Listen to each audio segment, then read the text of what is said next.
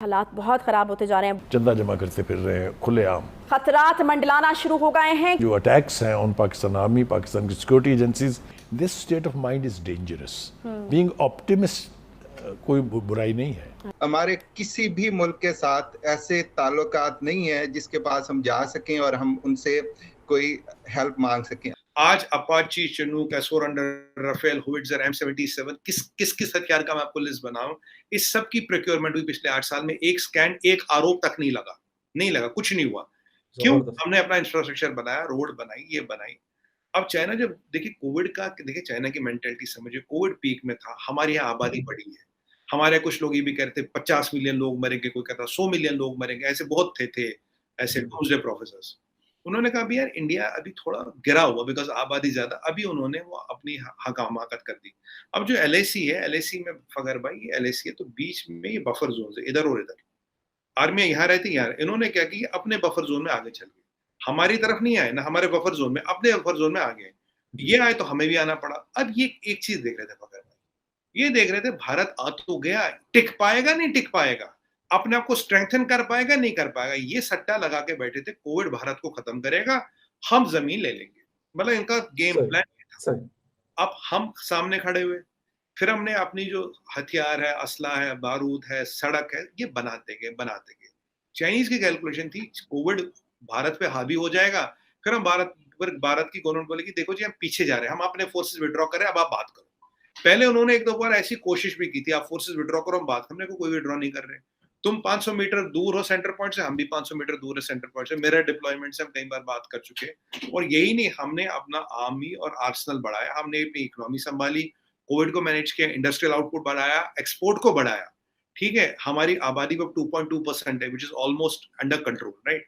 इस सब को चीज को देखते हुए चाइना ने हमें 2 साल जांचा, परखा और खूब टटोला।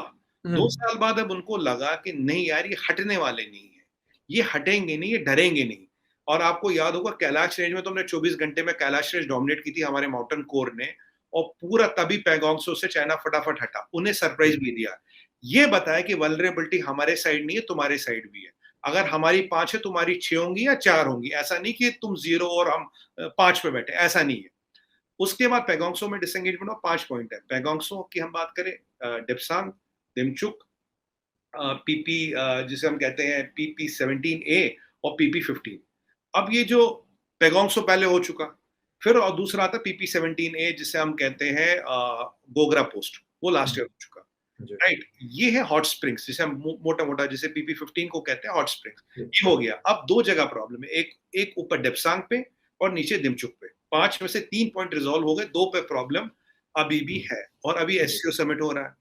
आपको ये भी पता होगा फकीर भाई, पीछे पोलिट ब्यूरो कांग्रेस की मीटिंग हुई, और जब वो एक सीक्रेट मीटिंग होती है 15 दिन की, और जब मीटिंग खत्म हुई तो वो जो है हमारे जी जिनपिंग और दूसरा उसका डिप्टी, वो सिर्फ इकोनॉमी की बात करें, चाहे हालत खस्ता हाल है, अमेरिका का आप कुछ कर नहीं पा रहे हो, और आप भारत से भी पीछे जा रहे हो। पोलिट ब्यूरो की कांग्रेस की मीटिंग है 15-20 अक्टूबर को, जहां ये डिसाइड डिटरमाइन होगा जी को तीसरा टर्म मिलेगा या नहीं मिलेगा।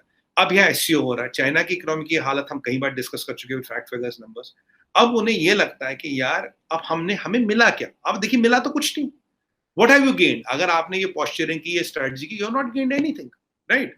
अब SCO में उन्हें हमसे ट्रेड चाहिए, और डॉक्टर जयशंकर ने SCO फॉरेनर्स मीटिंग में, बिलावल भुट्टो साहब भी थे वहां, एक चीज आपको याद होगा, 2 चीजें बोली थी। बोली mutual respect, mutual sensitivity, mutual interest. ये सेड, और बोला the health of the trade will be as good as the health of the border.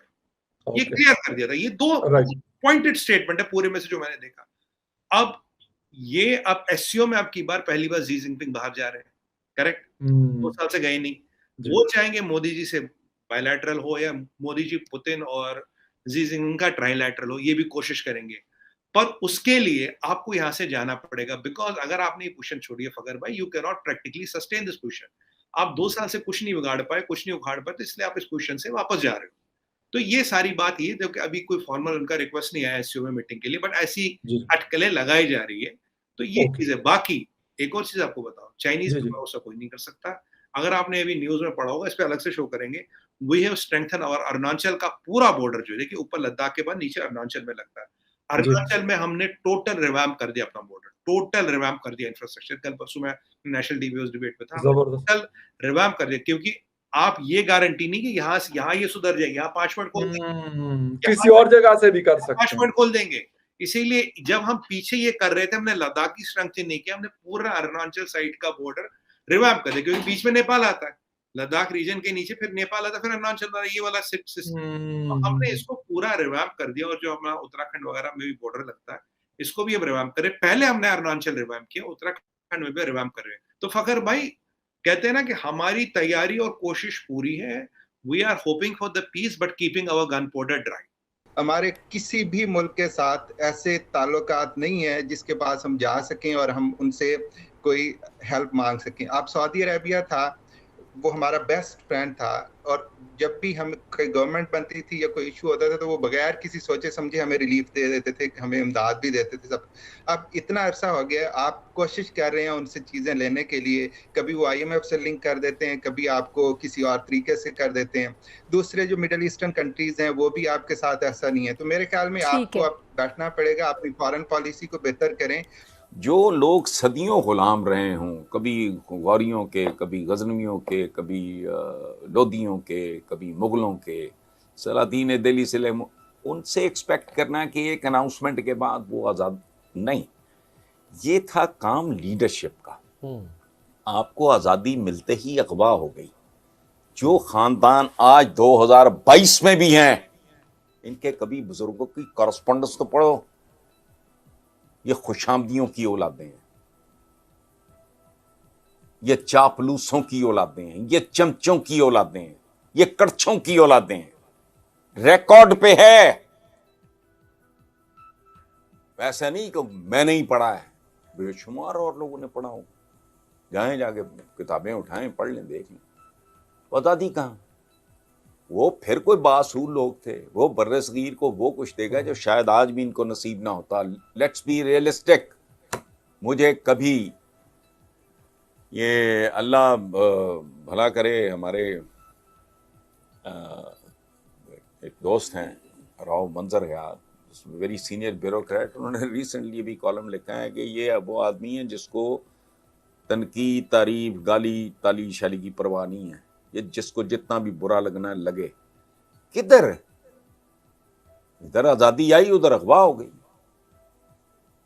मुद्दतों Pakistan पे हुकूमत रही है, अब उनकी लुक बदल गई है। अब पहले कौन क्या था आपकी असेंबलियों में? क्या था? तोंदें, अचकने, मूछें,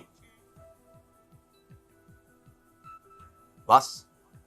बड़ी बड़ी मूछें, बड़ी बड़ी पगड़ियां, बड़ी बड़ी तोंदें, ये फलाने फलाने टमकाने। पाकिस्तान की तो आज़ादी मिलते ही अगवा हो गई। यानी ये एक ऐसे बच्चे की, ऐसी खूबसूरत बच्ची की तरह थी जिसको माँ ने जन्म दिया, माँ बाप ने जन्म दिया, कि आंखें बंद होते ही वो बच्ची अगवा हो गई।